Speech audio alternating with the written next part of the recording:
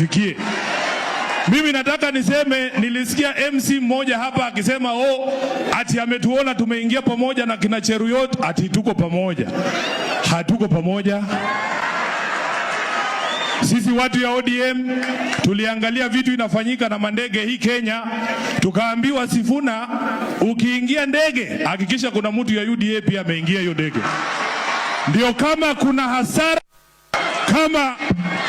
kama kuna hasara itapatikana, ODM ipoteze, UDA ipoteze, tutoke draw. Ndio maana nimekuja na Cheruyot, hatuko pamoja. Mtu asikudanganye bwana. Niseme nisiseme, Mweleo Ochanda, nimekuangalia hapa mbele ukizungumza nikashangaa kama huu ni ule Ochanda nilikuwa naona chungwa hausakilia juu ya tiketi ya chama cha ODM.